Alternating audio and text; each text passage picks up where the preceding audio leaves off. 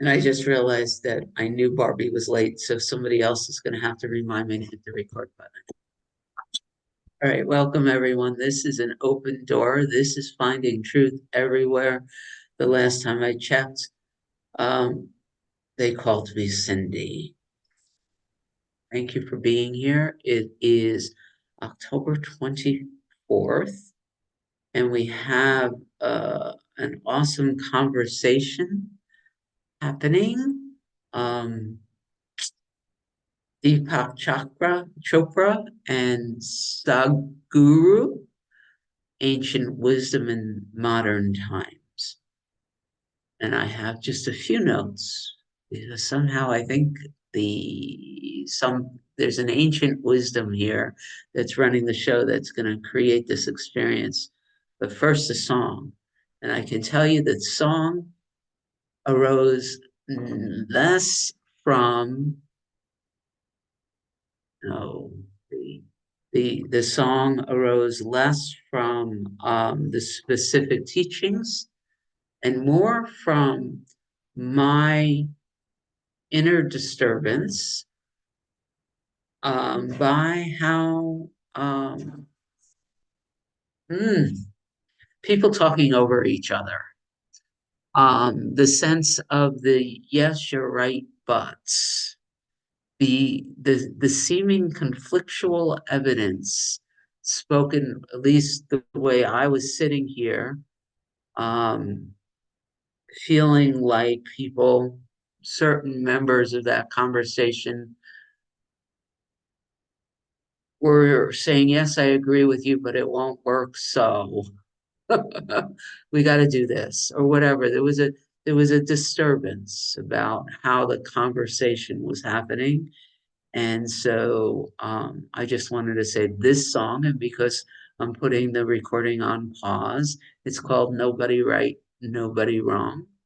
And it's one of my favorite songs. I've played it in these meetings before, but let's go ahead and spend a few minutes with that before we head into the conversation. So here we pause. I did it. I was nervous, Barbie. I gotta tell you, I was nervous because I didn't know if you were gonna be here. And somehow it's your job to make sure I hit that record button. It just happened that everything went perfectly. I never was in and out of a doctor's meeting so quick. Everything was aligned. Perfect. Beautiful. All right, so just a few words, and then Barbie is really leading the meeting today. Look at her. All right. I'm feeling weirdly emotional for a whole bunch of reasons, but it's worthwhile saying that out loud. The first highlighted statement on my little notepad reads, there is no thought system which can access truth. Feel to say that again. There is no thought system which can access truth. Reality is beyond thought. And I have this funny sense with this like giggle on my head that Sadhguru could have ended the conversation right there.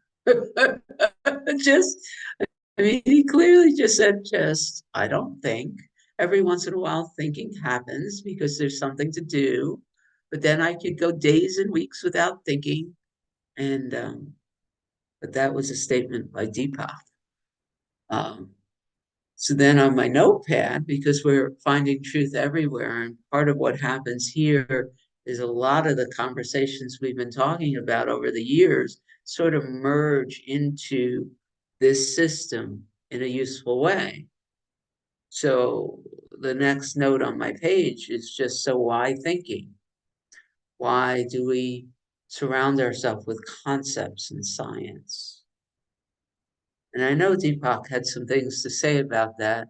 But when I sat with that question, it was Donald Hoffman that lit me up.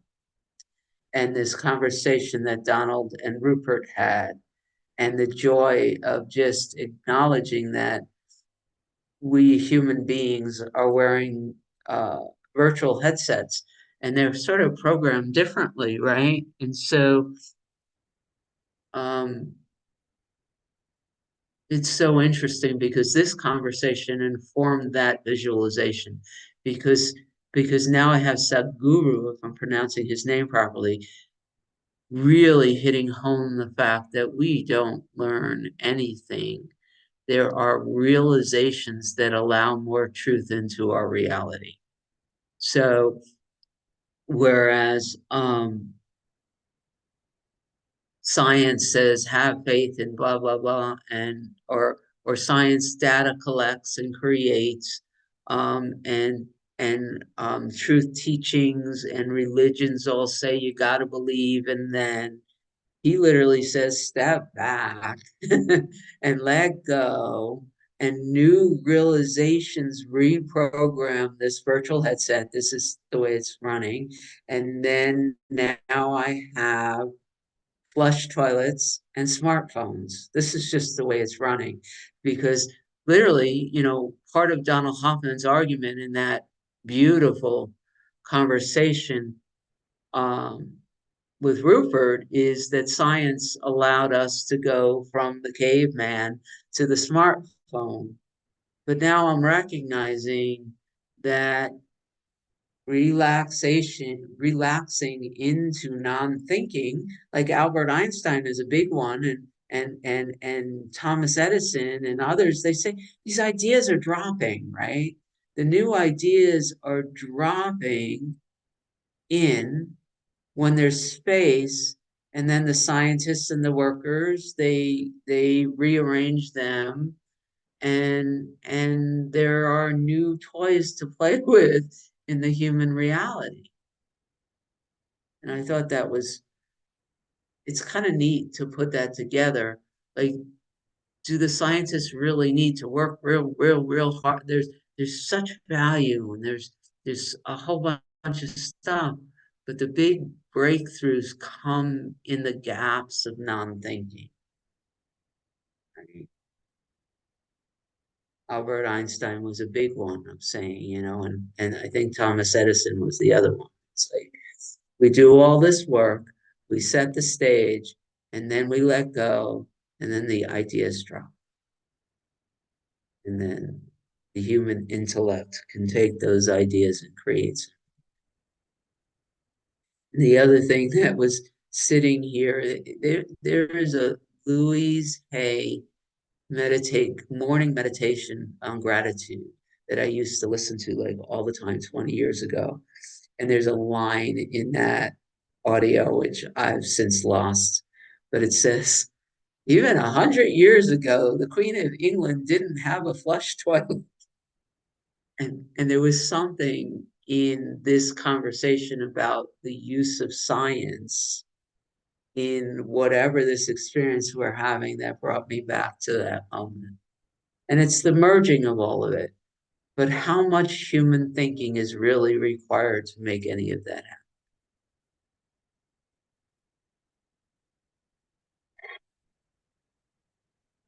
Two other points before I hand it over to whatever's next. Um, um, Deepak said the most frequent word in the human language is the word I. And I got chills because Sadhguru earlier said, I don't identify with anything, and therefore I live in direct experience. I, I don't identify with anything, and therefore I live in the bliss of direct experience.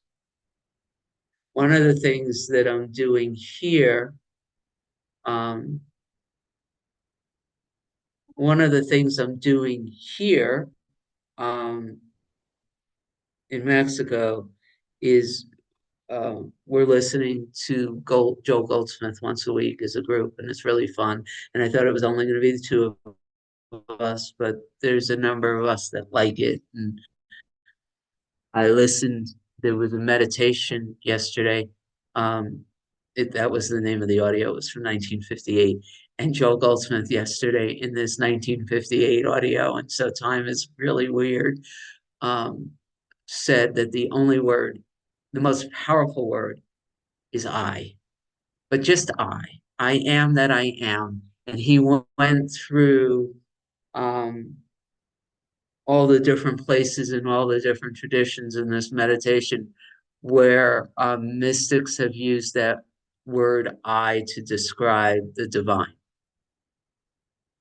And so it came all the way around to me again when I did that with Joel's literally saying it's the most powerful word, but it's just I,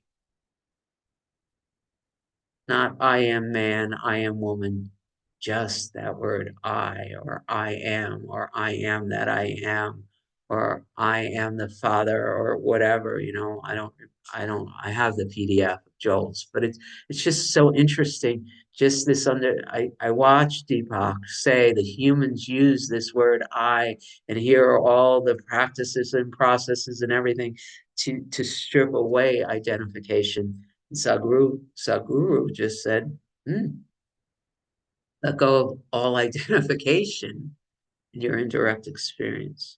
And then the last point before I hand it over to Amy, because I love this, because when we hung out with Bob Harwood, he invited this experiment, which I play with all the time. I don't know if you do, but Sadhguru literally pointed to the same experiment.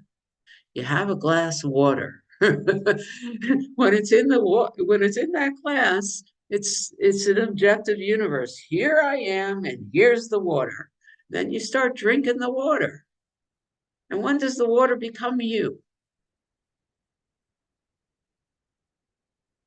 And it lit up in me when Sadhguru, pointed to that same experiment. And we use that word experiment a lot. And how often do you do that? How often are you separate from look at this glass of water and drink it and look, literally not think about the fact that but do the work. Right now, there's a sense of two. At what point is it one? Does it just become one? And that's everything on my page. When does it stop becoming water and it becomes you?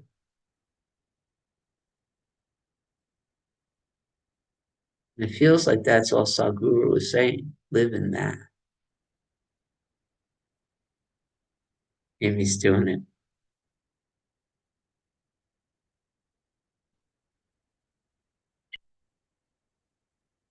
And anytime you want, Amy, I'm done with words right now. I'm turning off my video in the hopes that I don't go completely still. I appreciate this video.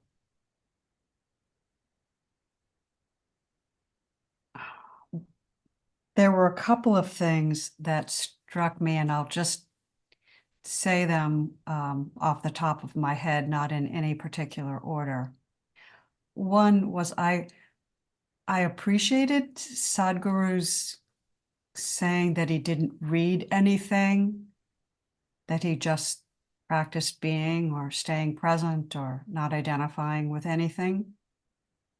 But I also appreciated Deepak Chopra's explanation that he needed a map, and that if you're trying to get to Boston from Cincinnati or whatever, it's very helpful to have a map.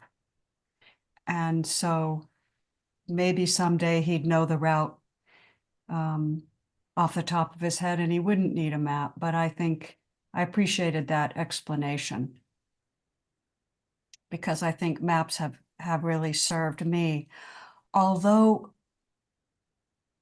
I'm noticing a lot of sort of completing the spiral in my experience. It's like I'm coming around to a new way of looking at things that I recognize as true just spontaneously, and deepening things I already knew intellectually, but sort of having an inner experience of knowing the truth of them. And part of that happened when Sadhguru talked about the human. He said that we are consciousness, unlimited, without boundaries, and our desire, our innate desire, divine desire, is to create. And we as consciousness create out of love, just naturally and spontaneously. But when we are in human form in the material world, when we are in that dream, we can't create that way. And yet we persist in trying to. And that's the problem. And I thought that just struck me as really wonderful. We accept the limitations of form, as Deepak Chopra does, and wants to use science to prove consciousness. But in truth, we just have to get out of the dream, even while we're in it. And I just love that explanation.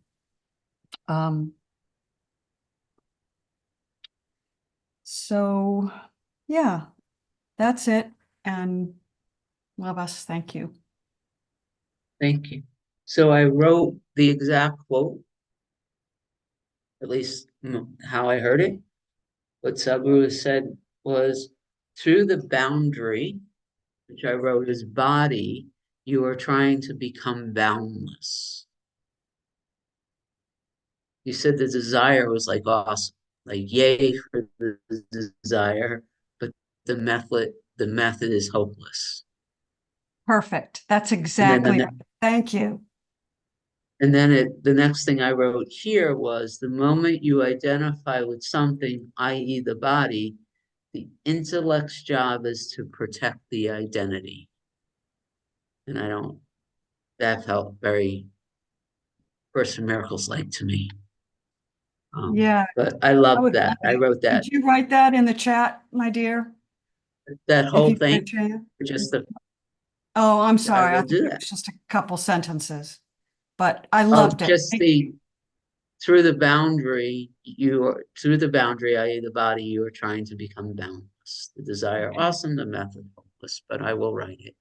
But Thank first, you. I'm handing everything over to Sandra. Thank you.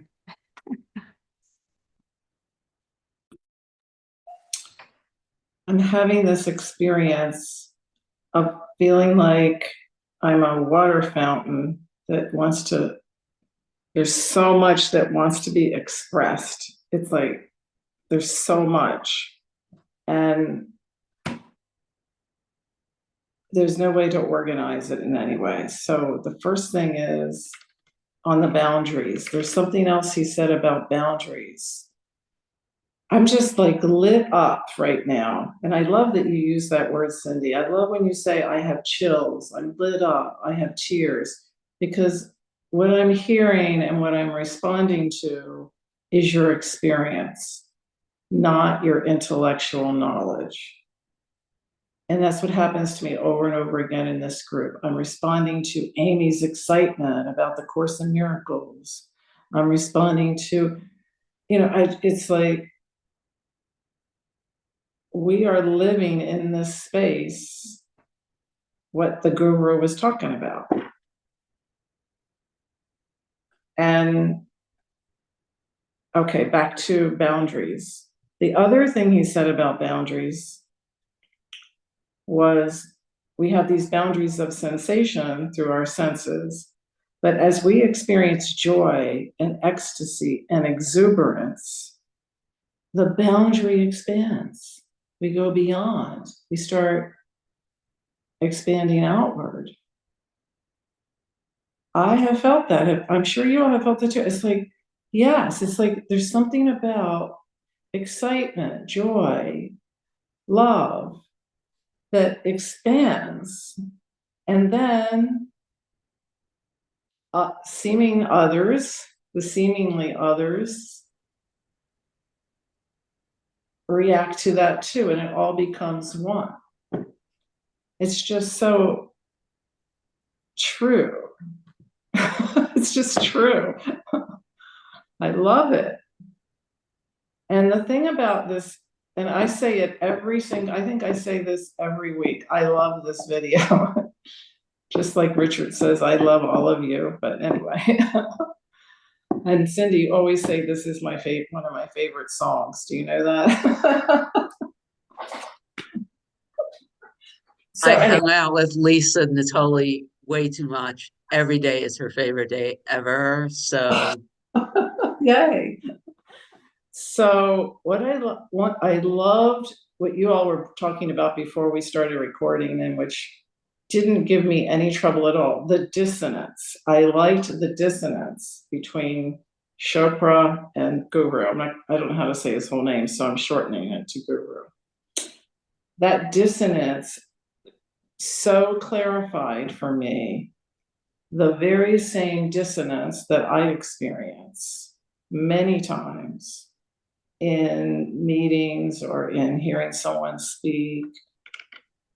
And many times I get drawn into the intellectual explanation of what I'm supposed to be experiencing versus what I'm truly experiencing. And this guru, who actually pops up on my Instagram all the time. I don't know if he just pops up. I don't know why, but he does. He explained it so well to me, what's happening, that I'm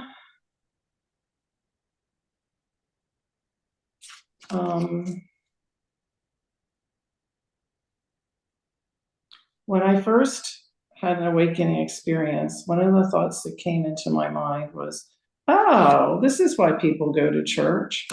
I thought they all had this wonderful experience like I had. And then another thought came in, no, don't go there, they'll mess it up.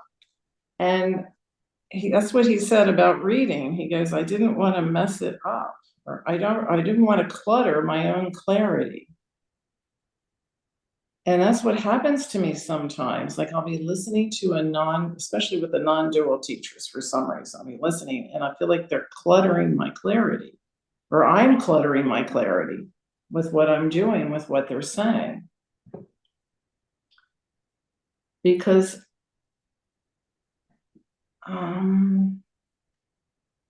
so yeah, I'm all over the place. But back to the dissonance. Sometimes when Deepak was speaking, eventually he became like blah, blah, blah, blah, blah in my head. It was like blah, blah, blah, blah, blah. And then truth would be spoken over here. And then there'd be more blah, blah, blah, blah, blah. And it wasn't like a judgment. It was just a zoning out of some of the clutter. I don't need to know how many cells are in my body, like 33,000 whatevers, or all those numbers.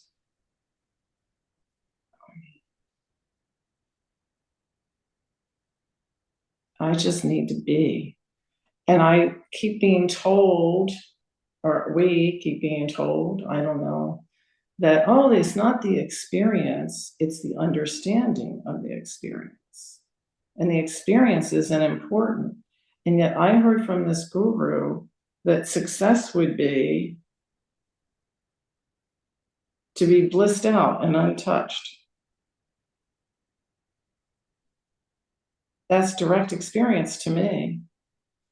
And every time now and I always felt like, did Deepak ever really have this experience? You know, because of all the intellectualizing of it. So I don't know what I'm saying right now.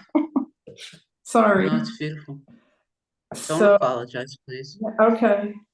So a lot of times he said the right words, but I didn't get that vibrational reaction that I got from the guru. And I could, it's just, I react, just on a deep level reacting. And I really liked seeing that contrast because it made me feel okay with the dissonance that I've been feeling. That, okay, maybe I don't understand all the I'm not the doer, but I do know what I experience, and it's amazing. And that's how I want to live. And I want to live that way all the time. And I know that that's not a wrong goal. It's not even a goal. It's just real. I want to live in realization of my truth, of the truth, not my truth, the truth. Okay, that's enough. All right, so I have two quick things to say before somebody else raises their hand. And Melanie, can I just say, I hope you raise your hand earlier than you normally do, because I gotta leave 10 minutes early, and I really want to hear what you have to say. Sorry. Two things. One, hi, Richard. I don't know if you're watching the replays, but more, the fact that you can't come on Thursday, there's a desire to change. But he said when we were in a meeting with him, I think yesterday, he said that there were, or last week, he said that there were 3 teachers that really lit him up during COVID, right? Byron Katie, Bob Harwood, and Tony Parsons. And it's because they're happy and empty and open, right? And so I wanted, like, literally that's what Sandra was just saying. And so he gave me like the Tony Parsons video that lit him up. And he said, not everyone's gonna love him, but I just love how happy and open he is. So I've set it up to go after Jack Cornfield. And I don't remember if it was Amy or Kendall or whoever brought us the Jack Cornfield video, but that's next week. The other thing is, Sandra, you were talking about the exuberance. I wanted to just let you know about an experience I've been having more and more, where I've been able to hold an empty space. It's been really extraordinary. So Cindy is talking to someone, perhaps who is in the moment feeling some level of pain, right? And there's an She's acknowledge. frozen. Am I frozen? Can you hear me? Okay. So Cindy's having this experience of interacting with another, and the other is suffering or some sort of conflict, and Cindy's responding to it, and I've been popping out, but not really. So I'm holding a larger space where I could literally feels like the interactions being held in a peaceful bubble. So I'm watching this response of conflict, dissonance, and the others and the interaction, but the whole thing is immersed in something really peaceful. And more of my attention, the I am, is being held in that peaceful space. And I'm watching Cindy's dissonance dissolve. It's extraordinary. And so I just wanted to give you that picture. Because more and more I am no longer like I know Cindy has some things that still has to heal. But when I can do that from out here, then it doesn't matter what Cindy's experience is in the current moment. Does that make sense? Then the dissonance becomes a great gift. Yes. Amy's giving me a thumbs up, so I'm excited. All right, Rana. All right. Thank you. This has been a great discussion so far, and it has really, I'm trying to stay in the present moment. And so I'm just going to go right with this dissonance. So even the dissonance is the same as harmony, right? They're both just temporarily arising in consciousness. And that follows from the water experiment. When does that water become you? This body, that glass of water, are already in consciousness, which is what I am. So the question is like a false question, because the water is already what I am, because it's all consciousness. So I've placed these like invisible boundaries again on a body and a glass. And then asking the mind, when does the water become integrated into this body, which is, a question of level. But I'm really seeing it as all one thing, and that it's all part of the consciousness. So as we're talking about this like little bit of wonky dissonance going on, it occurred to me that, again, don't allow this intellect, this mind to label dissonance as something that's bad. It just is, and it is arising, just like harmony does too. But it's in the awareness of being able to notice these changes.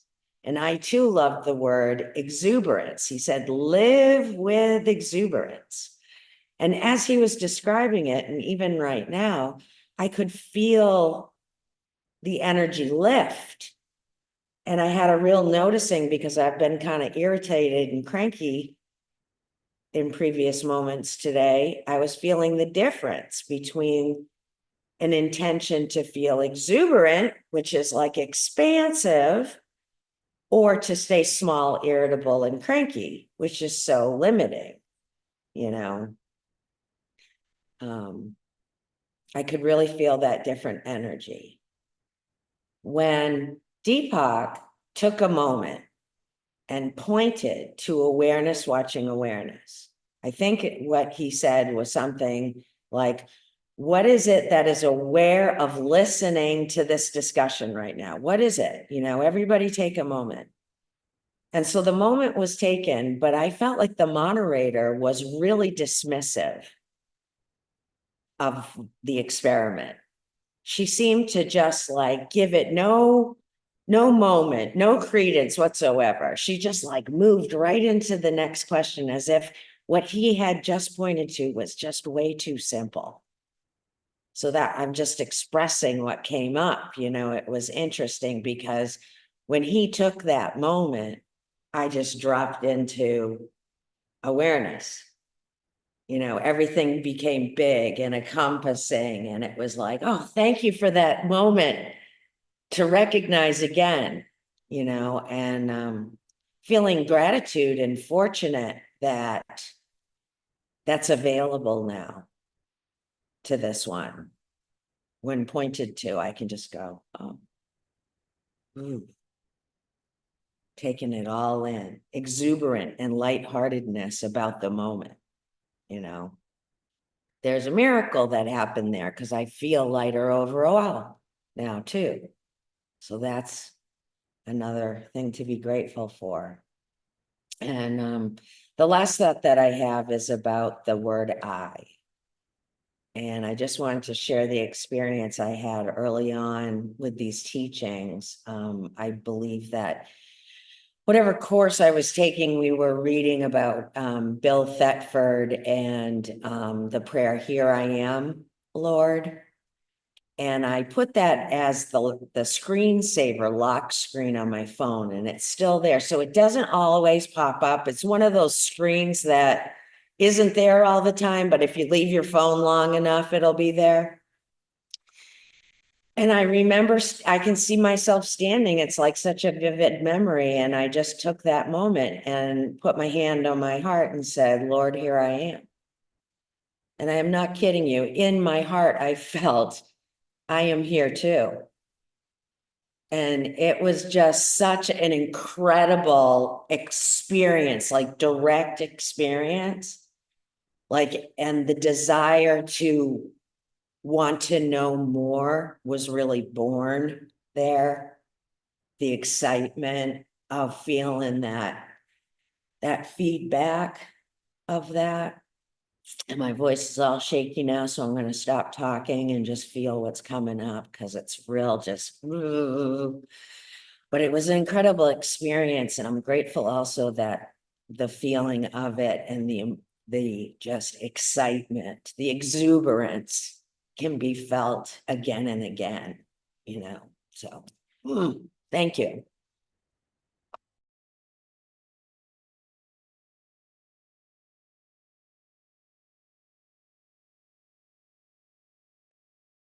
I was just typing, but I'll say it out loud. I'm gonna have to head out in the next 5, 6 minutes. I'm gonna stay as long as I can, which means my video is being turned off so that I can do what I gotta do here. And I'm handing the emceeing over to Rana if you're okay with that. Or adminning or whatever you want to call it. But I'm gonna say Barbie and then my video's off. But I'm listening until you see me ease on out. Mwah. Okay. Well, I want to ask you one question before you leave. What was the number of Joel Goldsmith's tape? 1959? The one that you listened to last night, I don't No, know. the one day you were talking about in your thing. It was, hold on. The one that he was talking about, Yep. 239A. Okay, thank you. Okay. Well, I just love this guy so much. I came to a realization after I heard it. I mean, it was like Gold Joe Smith meets this guru together. I mean, I like Deepak, but the thing is, I'm not the scientific, nerdy person that could understand all of these things he's talking about. Well, anyway, when the guru said, I don't even know what he said because I just can't put it into words. But if I know who I am, I know I am the universe because I have experienced it. I mean, I'm in bed and the universe just swallows me up. So I know I am the universe. And if I'm the universe, I know I am the water because I have something with the water. And I know I am the tree because I had an experience with the tree. So I'm wondering, why can't I think the other day when we were talking about Don Akers with the apple experiment, I'm saying, why can't I experience that? So after I heard that, it says, I came to realization that's what I am too, because I see it, I drink it, it's in me. I got that. And I see, whenever I see animals around, I say, God, God, God. And before I seen this video, I took a walk in nature and it's like, I didn't even notice it. And all of a sudden I looked down and there was a squirrel by me. I never came close 2 feet to a squirrel. It did not even move when I left. And it says, something's happening. And like today, like I said, I was in and out of my doctor's office because somebody canceled. And I was in and out within 30 minutes. By arriving 15 minutes early, I was out before I was supposed to go in. And it's like, yay, I'm here. It's just that everything's happening. I've been in a great vibration since this morning, and now I'm even higher. It's like, I love this group because you all lift us up and you teach us things. So if I could say the apple is me, why can't I say the table or the lamp is me? Now that I have to work on, but I'm doing inch by inch. Thank you.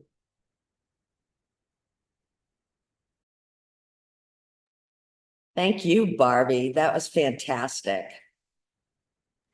Hey there, I know I had my hand up, but I want to let Mel go first because I've already spoken. Thank you, Amy. Hi, Mel. Hi, I'm just absorbing all this wonderful energy. When I was coming down to, join, it just feels like an oasis just being here. It's just like, yeah, and it just fills you up. And the whole talk of joy, it occurred to me yesterday I was putting out the trash. I really enjoy putting out the trash. And most people are so onerous, but man, I love it. I get to put all this trash, I get to and I get to wheel it all the way up the hill. And and I said, well, why can't I feel joy all the time? I should be able to feel joy. That should be the default mode. And so I'm really working on that. The most mundane tasks is an opportunity to feel that joy, all of that. It's ever present. And that dissonance should be, an invitation to remember, wow, joy is here. And it was interesting. I did enjoy, really listening to that. And it was the contrast between the two, the mystic versus the scientist was interesting, fascinating. And I noticed, for all the scientific advancements, from, flush toilets, cell phone, whatever, has there been any, as far as conflict, ego conflict, has there been any advancement? I mean, we've advanced so far technology, but you look at the war, the wars, has there been any, it's not until people start to, and I think he mentioned that, that instill, and then when they asked the question between, and Deepak said compassion, remember he chose compassion. That was curious because the guru said, don't supply ammunition. Now, I didn't get there because it's really the ego that is causing the conflict. It's not it's not the ammunition. So to me, it's changing the change happens, the shift happens when we no longer view other, not with the out there, changing the outside, it's changing from within. So I'm just surprised he chose that. So anyway, those were my great takes, and it's great. Thank you all. It's great to be here. That was perfect, Mel. Thank you. I'm so glad you shared. One thing that I remember he said is, Sadhguru said is, when everyone recognizes they are everyone else, we won't need any laws. And that is so true. The science is great, but it's consciousness that's needed first, for sure. So what I want to do is just share with you quickly. This kind of relates to the water experiment. I was lying in bed last night, and Barbie, this is for you. How many of you know what the practice of Tonglen is? Okay, so Tonglen is a Tibetan Buddhist practice, and very simply, you breathe in all the suffering of another person, an animal, another being. It could be the world, but you breathe in their suffering, and then you breathe out peace. You breathe out loving kindness to them. You breathe out the end of suffering to them. So it's very counterintuitive because you're breathing in this dark energy, and you can visualize it as dark smoke or pain or, whatever, a bloody mass. It doesn't matter. Whatever you want to breathe in, you breathe that in for them, and then you breathe out love to them. And as I said, it's counterintuitive. But last night I realized, at my usual 2:30 or 12:30, whatever, I was just disquieted about the world. So I said, I'm going to do Tonglen, which I haven't done in a long time. And it was hard at first, the first couple of breaths, it's kind of like, there's this resistance to breathing in the suffering. But then you just breathe out the light. And what I found, and I'm sharing this with you because it's kind of the water experiment, I am breathing in my own suffering and I am breathing out light to myself, which is everything. And what that does is it creates in this way that is unexplainable. It creates light in yourself. And after my fourth or fifth breath, I was just lying in bed smiling. And that has stayed with me. It is the most powerful, energetic experience. And I encourage us to try it and share it. And maybe we'll see if we can get Cindy to, we'll see if we can get Cindy to, do a teaching on this at some point.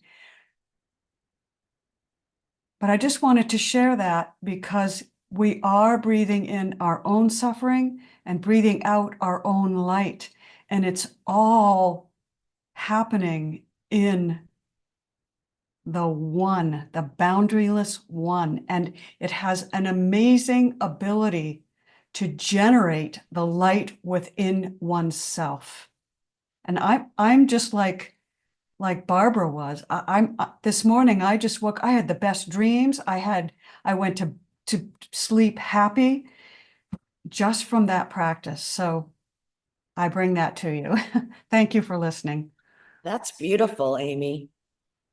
I could feel the energy of it just as you're speaking about it. And then I thought, let's just do it right now. But, we've got a couple people with their hands up, and I like your pointing that maybe we could do something around that, a teaching around that. So thank you. Yeah, I'd be happy to do that. Sweet. Barbie, what you got? I just want to know, how do you spell Tong Lin or whatever? I'll put it in the chat. Okay. Thank you. Sandra.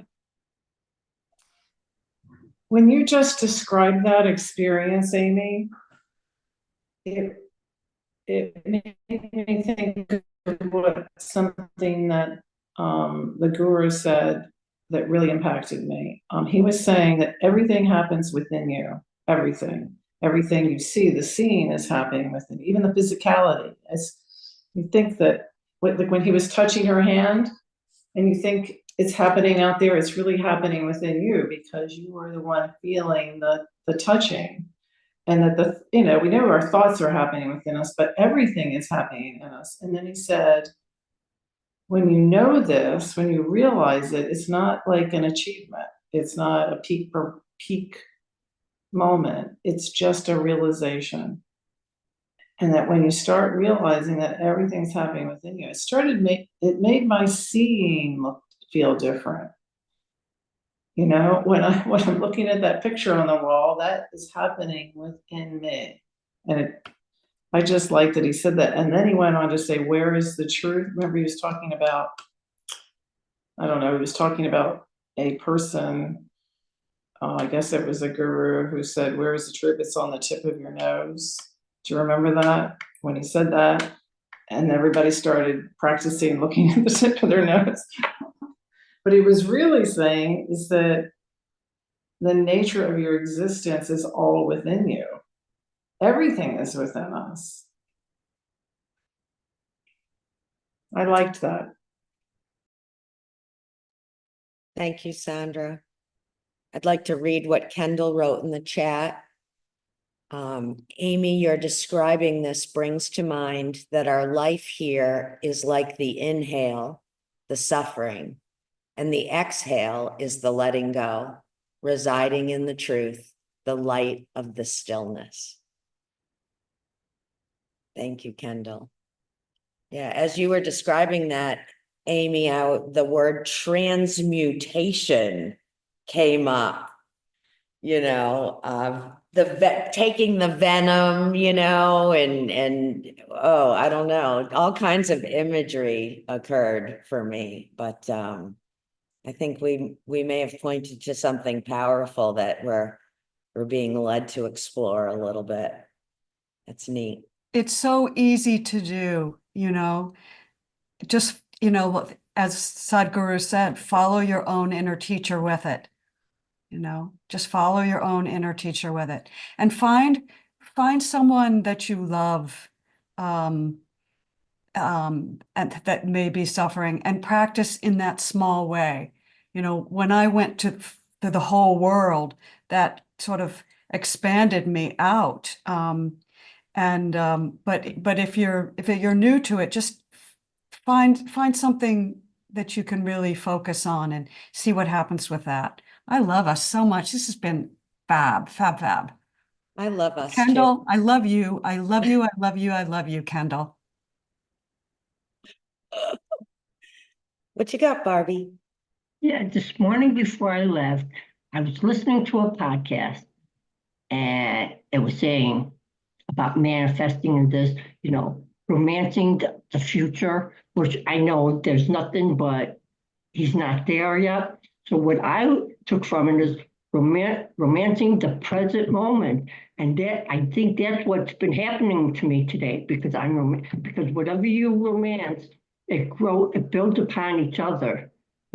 If you think like the ego, if you think you have one thought and within 15 seconds you get another thought. But he says if you practice romancing the future, it's like table built on table onto table. So I figured, why not do it with the present moment that we're all experiencing? And maybe that's why I'm in this higher level of frequency that I am today. Who knows? I'm not questioning it. I don't know nothing, but it's happening. So there I am. That's beautiful, Barbie. Romancing the present, what comes up for me is dancing with what's going on right now. Romancing is a beautiful synonym for focused attention, right? Romancing the attention on something in the present moment. Really good vibes from you today, Barbie. Thank you. You know, I'm interrupting here, but I just wish everyone could join this this conversation. I feel so expansive in this moment. I feel so much joy and love, and I just have this enormous inner yes, yes, yes, yes, Yes. everything, and it's Jesus is here. I feel it too. I definitely feel it too. And I'm wishing those that are listening to the replay, I'm wishing that you feel it too, because time isn't real. So it's been a great experience. I feel like there's been a shift for me. So there's already been a miracle in my 24 hours here. So thank you. Does anybody have any closing thoughts? We've got 1 minute left. Let's not end this. We don't have to end it. We're always together. Okay, Guru said, Yep. don't mess it up with belief systems. Don't mess it up. And speaking of that, anyone who wants to come to the Finding the Advaita in A Course in Miracles, I'll see you at 4. And we'll see if we can get beyond belief systems. Well, thank you all for joining us today. I am going to stop the recording